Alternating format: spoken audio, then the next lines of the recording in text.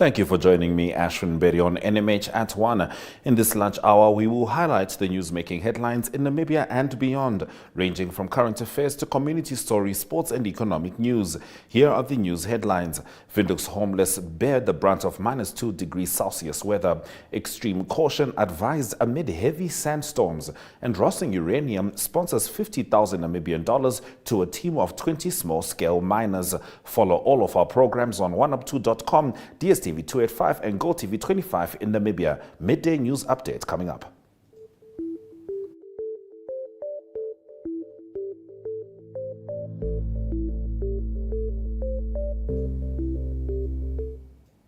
Drivers are still urged to be extremely cautious on the roads amid heavy sandstorms.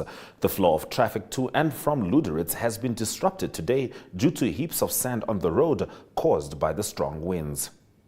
Visual News brings you local stories from across Namibia right after the break. Stay with NMH at 1. We are so excited to be kickstarting your morning with entertainment. Everything was happening during this past weekend. Yes. Exciting news. Wow, no, she was killing it already. In my opinion, I don't see anything wrong with him serving the full term. As well as keeping you informed on the issues that you need to know happening in and around our country.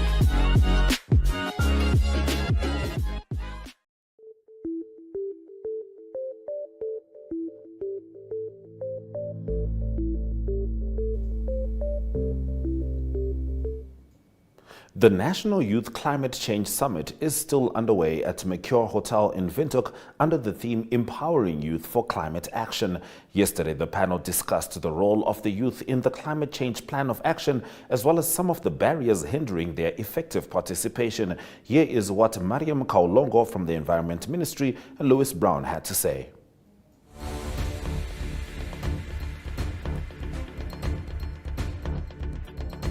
With the active participation and engagement, it's not just about advocating for our needs, aspirations, and concerns. It goes beyond that.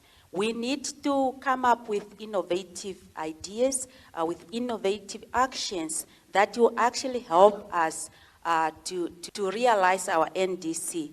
And with that, I mean we need to remain active in the space of implementing the NDC. However, we know that young people remain unrepresented or underrepresented in decision-making and processes that are affecting the future of our only planet. And that is despite the fact that the success factor for raising ambition in climate action is ensuring the youth inclusive processes.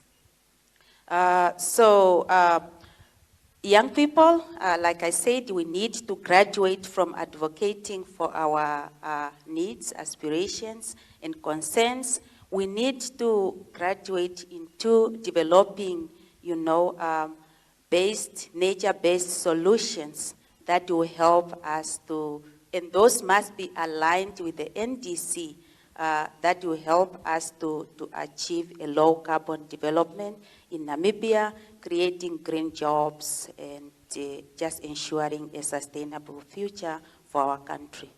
Namibia has a young population. 72% of Namibians are under the age of 35. Why are we not seeing at least 63% of people under the age of 35 across all of our structures? And it's because there are a number of systemic barriers to youth engagement. From my perspective, I think these engagements, these barriers are several. One is around skills and awareness that needs to be further built. We know that there's a shortage of jobs. In Namibia, we have a staggering over 40% youth unemployment rate, which is incomprehensible for a country that is so young and that has so much innovation and talent and skills among our youth.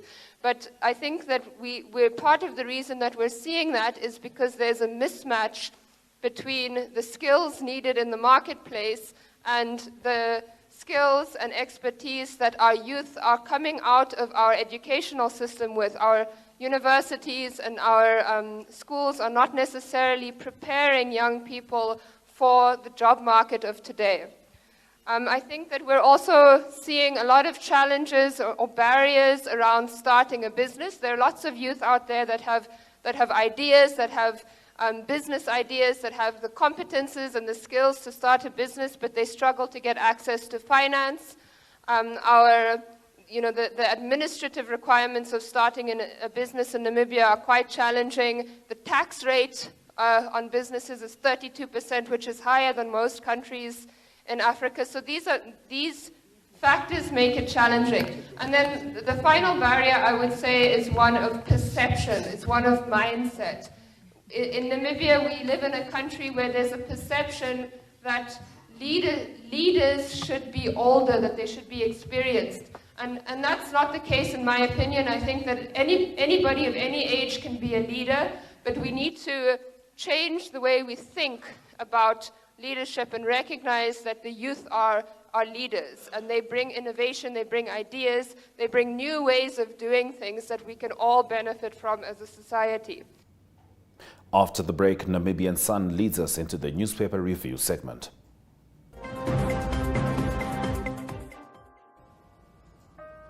Good evening and welcome to Sunset News on the Hotel Ebenhard Ripunda presented. Services Minister Kalumbi Shangola delivered a powerful statement on behalf of the feasibility and implementation agreement for the Green Hydrogen. Hi, good day. My name is Vinny.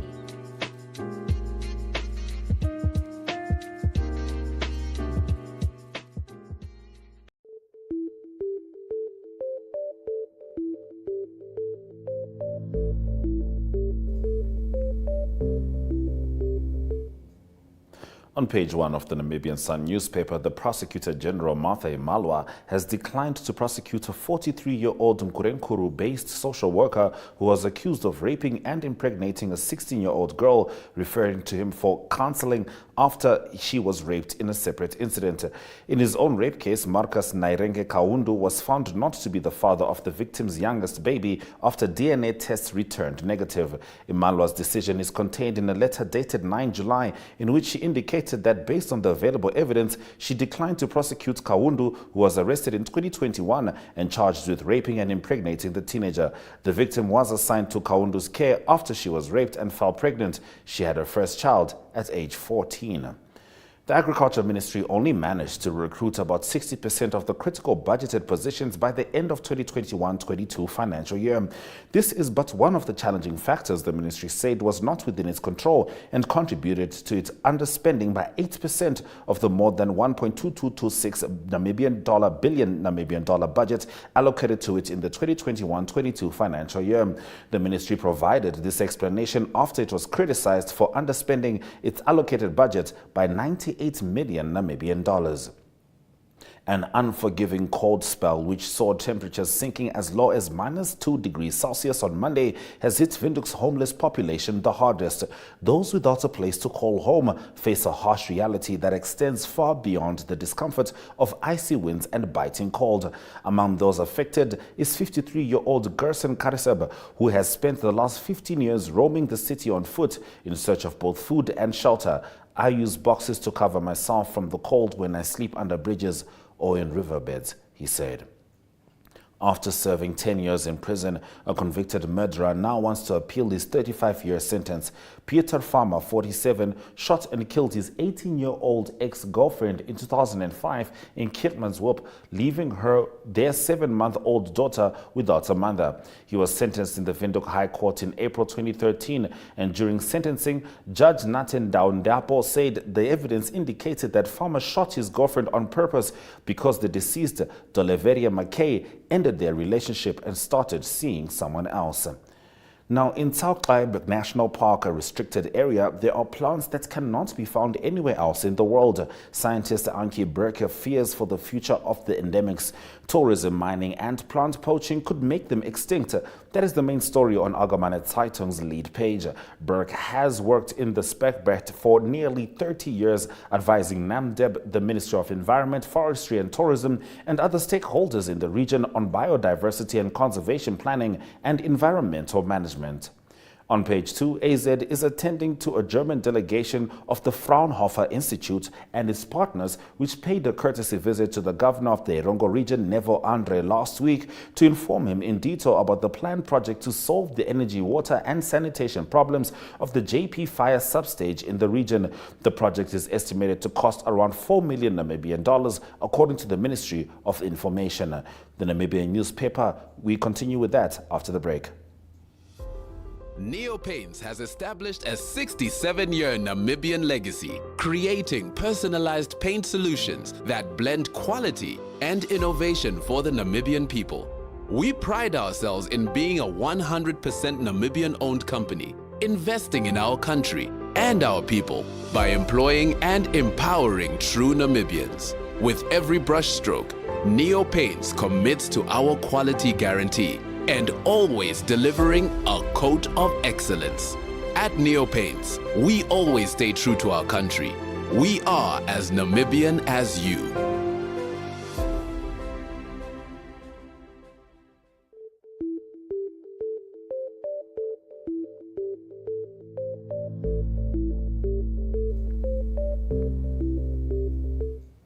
The Namibian newspaper reports that Health and Social Services Deputy Minister Esther Muyinjangwe on Tuesday confirmed cases of chronic lead exposure at Roshpina in the Klaras region. Muyinjangwe said 10 cases of chronic lead exposure among children between the ages of 1 and 12 were reported at Luderitz and Roshpina in July this year. The Namibia Water Corporation has opened bids for the construction of a water purification plant at Oshakati. The bids were officially opened on Monday and will lapse on 21 August. NamWater says the project will be funded by the African Development Bank. It will cover the Ohangwena 2 wellfields project, which requires refurbishment due to aging infrastructure. Hundreds of people who rely on scavenging at the rubbish dump on the outskirts of Oshuarongo are pleading with the government to implement long-term sustainable solutions that will alleviate their dependence on garbage for survival. During a visit by New Era on Friday, it was observed that the majority of scavengers, mostly women and children, were seen running after every truck entering the dumping site. Now, for some, prison is the end of the road. For others, a punishment, while others see it as a second shot at life. The latter is what can be said about at least 5,946 inmates who have earned higher education qualifications from different institutions between 2016 and 2023. The graduates are among the 8,079 inmates who registered for different courses while incarcerated at various Namibian correctional services prison facilities countrywide. The Namibian financial system remains stable, sound and resilient amidst a challenging global and domestic economic environment, the Bank of Namibia said. The banking sector's balance sheet growth remained strong, reflecting an improved liquidity position and adequate capital levels. On a quarterly basis, total assets for the sector grew by 5.3% to 173.2 billion Namibian dollars in the first quarter of 2023, driven by cash and balances at banks as well as net loans and advances. Now, Rossing Uranium has sponsored 50,000 Namibian dollars to a team of 20 small-scale miners. More on this as we head into economic news shortly. Welcome to My.NA Cars, your ultimate destination for everything automotive. I am your host, Diana Master. Teamwork makes the dream work, right? Discover the latest models, innovative technologies, and expert insights from our passionate hosts. Learn essential maintenance tips and get exclusive behind-the-scenes access to the automotive industry. Don't miss My.NA Cars on NTV every Thursday at 2100 hours. Tune in and ignite your passion for automobiles.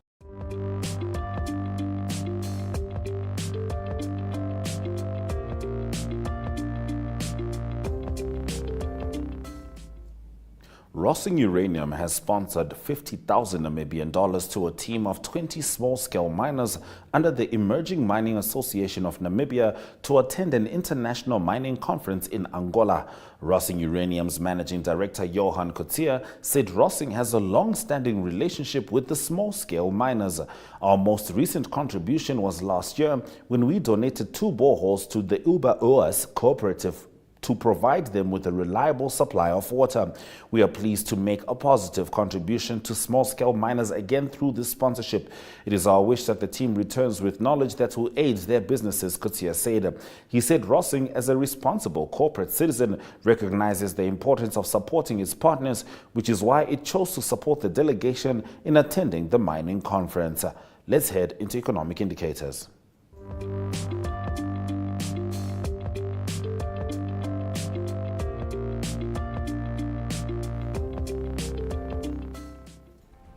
The Namibian dollar trades at 18.35 next to the US dollar, with 20.50 Namibian dollars getting you €1.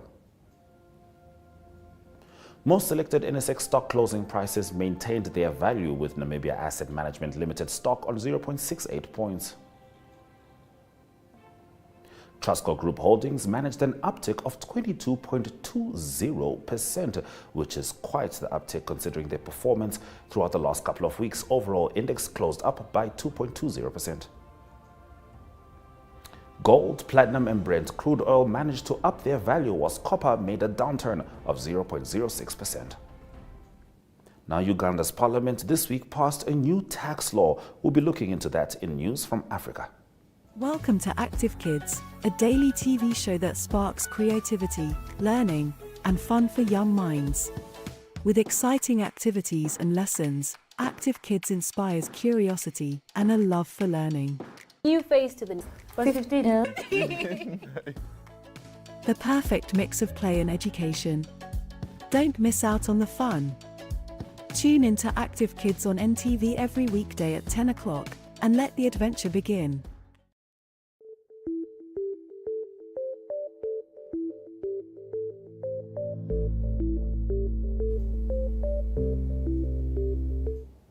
This week, Uganda's parliament passed a new tax law that imposes a 5% levy on income earned in the country by foreign providers of digital communication services such as Twitter and Meta's Facebook. Authorities in the East African country have been exploring ways of tapping into the fast-expanding digital economy to help boost revenue needed to pay off mounting public debt. The Ugandan parliament said in a Twitter post that lawmakers had passed a new tax law called the Income Tax Bill 2023, containing the new levy. The new law will also tax non-resident providers of digital services in Uganda, such as Facebook, Twitter, Amazon, and Netflix, the parliament said. The bill has prompted alarm in some quarters, with critics, including opposition lawmakers and rights advocates, warning it could see social media firms seek ways to charge Ugandans for services that are currently free. They have argued the levy is a means to limit access to social media and stifle free speech for a government hostile to such platforms. The UK has imposed sanctions on businesses linked to the leaders on both sides in the conflict in Sudan. The measures apply to 3 businesses associated with the Sudanese armed forces and 3 to its rival in the power struggle, the Rapid Support Forces. The action comes with the conflict between the regular army and the paramilitary RSF threatening to spiral into a full-blown civil war. Foreign Secretary James Cleverly said these sanctions are directly targeting those whose actions have destroyed the lives of millions, according to reports. Both sides have committed multiple ceasefire violations in a war which is completely unjustified. The Foreign Office said around 25 million people had been left in need of humanitarian assistance as a result of almost 3 months of violence, with more than 2.2 million internally displaced. The sanctions will ensure that any assets held by the firms in the UK will be frozen. We swing over with the latest news from the Wagner mercenary group in international news.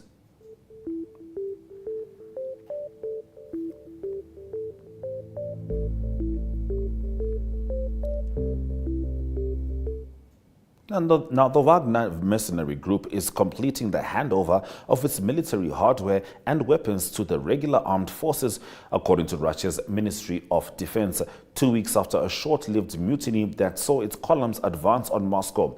The ministry announced on Wednesday it had received more than 2,000 pieces of military hardware, including tanks, mobile rocket launchers, and anti-aircraft systems. It said it had been given more than 2,500 tons of various types of ammunition and about 20,000 small arms. Much of the equipment, is said, had not been used in combat before. The disarming of Wagner reflects efforts by the Russian authorities to defuse the threat posed by the private army and its founder Yevgeny Prigozhin, although uncertainty remains about his fate. Under the terms of the deal that ended the rebellion, he was supposed to go into exile in Belarus, but Belarusian President Alexander Lukashenko said last week that Wagner soldiers remained in their camps and Prigozhin was in Russia. Britain had fewer serious water pollution incidents in 2022 than in the previous year, but the number remains unacceptably high, the government's Environment Agency said in its annual report published on Wednesday. Water companies in Britain have been facing overwhelming criticism over raw sewage releases, which have led to the poor quality of rivers and beaches, while large payouts made to their shareholders have also stoked public anger. While there have been some modest improvements, it is unacceptable to still be seeing this level of pollution, Environment Agency Chair Alan Lovell said. We have seen a distinct culture shift from the water industry in recent months, and that is welcome, but that must translate into profound long-term change. We'll be swinging over to local sports after this short break.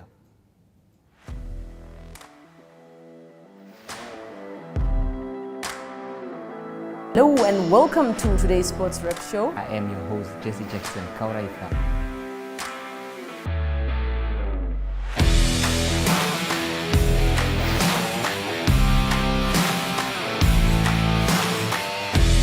In replay, Namibia, who had won the toss for the first time on this tour. Good day everyone, time for international sports news, starting off with tennis news, both on the WTA for women's and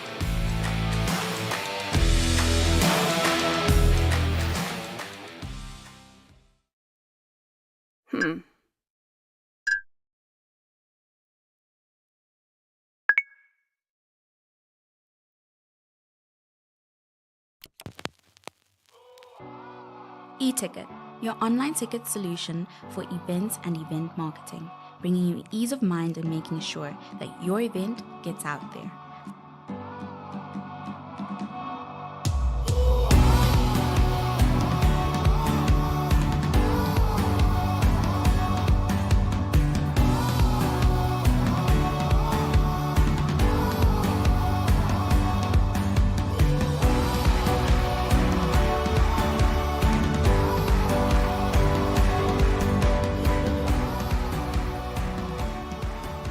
For more information, contact events@nmh.com.na.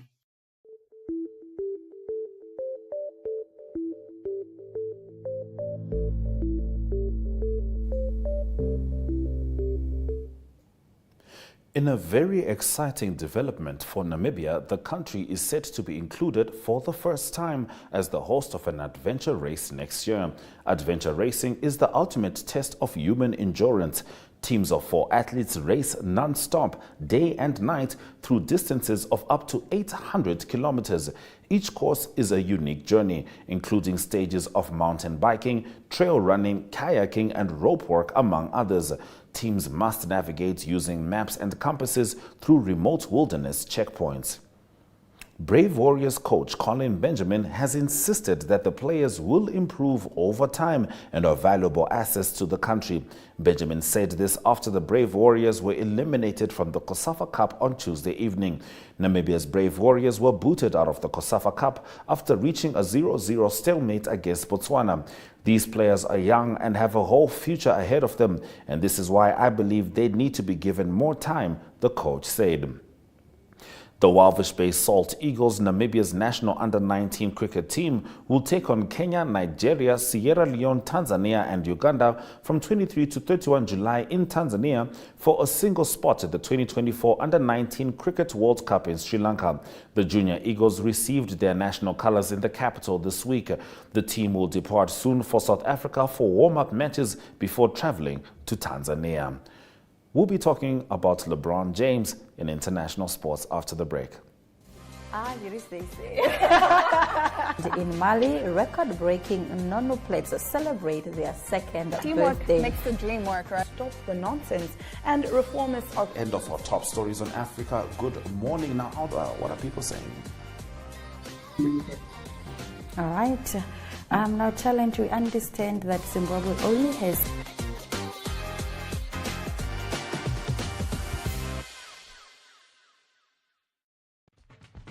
Welcome to My.NA Cars, your ultimate destination for everything automotive.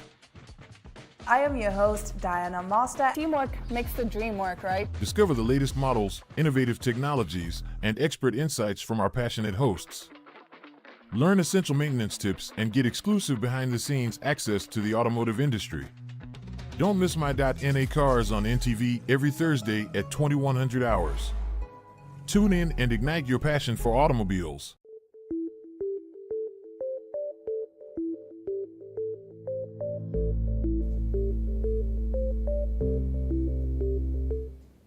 Heading into international sport, LeBron James acknowledged on Wednesday night that a few months ago he was questioning to himself his ability to keep performing without cheating the game and to still give everything to the game. While accepting an award at the ESPYs in Los Angeles, James announced his decision to play for a 21st season. "The day I can't give everything on the floor is the day I'll be done. Lucky for you guys, that day is not today," James said on Wednesday. A four-time NBA champion and four-time league most valuable player, James had indicated that retirement was a possibility. It came just after the Los Angeles Lakers were swept by the eventual NBA champion Denver Nuggets in the Western Conference Finals. LeBron James is still the leading scorer of all time in the NBA. Zambia's starting goalkeeper Hazel Nali will not play in the Women's World Cup due to a serious knee ligament injury, her national team said on Wednesday. The announcement days before the tournament kicks off in Australia and New Zealand on July 20 adds another name to a long list of injuries that has prompted great concerns in the sport. "Get well soon, Nali. We are with you," the Zambia team said on Twitter. Zambia, who are making their World Cup debut and start their campaign against 2011 champions Japan on the 22nd of July, are among many teams to have players ruled out of the tournament due to injury. And organizers of F1 schools competitions say the Netflix Drive to Survive effect is reaching the classroom, with a record number of teams entering into this year's finals in Singapore in September. The global not-for-profit program, which aims to encourage students into science, technology, engineering and math subjects, offers university scholarships and future work opportunities with Formula One teams. If you're just joining us, this is NMH at 1, highlights after the break.